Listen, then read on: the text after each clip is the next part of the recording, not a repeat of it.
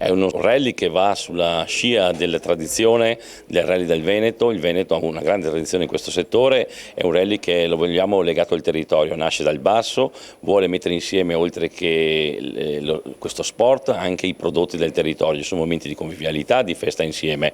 È un rally che è veicolo anche questo di turismo, veicolo di conoscenza. Attraverso il rally si percorrono dei luoghi che magari si conoscono meno, di un Veneto che potrebbe essere più marginale, che comunque è altrettanto bello, e quindi il rally è non solo sport ma è anche motore di sviluppo, di crescita di un territorio. La madrina d'eccezione l'abbiamo qui vicino a me, che lascio presentarsi a lei. Valentina Bissoli.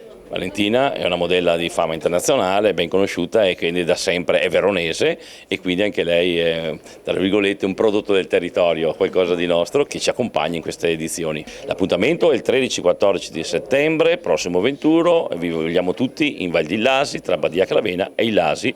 Il rally si estrinseca tutto in una valle, un territorio, dal basso all'alto di questa valle. Noi siamo quelli che ha ideato questo tipo di competizione, e per quest'anno siamo insieme al Rally Club Bardolino, che ci darà una mano proprio a livello organizzativo sul campo. È una gara che abbiamo pensato proprio per i piloti. È stato scelto un tracciato differenziato sulle 3 prove speciali proprio perché si possono divertire. Abbiamo corso sempre io, ma anche gli altri che ci danno una mano, insomma sempre persone dell'ambiente che hanno frequentato per anni l'ambiente motoristico, e abbiamo cercato di fare qualcosa che si possono divertire con una bella festa alla fine, e quindi siamo contenti. I tracciati sono 3 prove speciali, una di 7, una di 11 e una di 13,5 km di prova speciale cronometrata.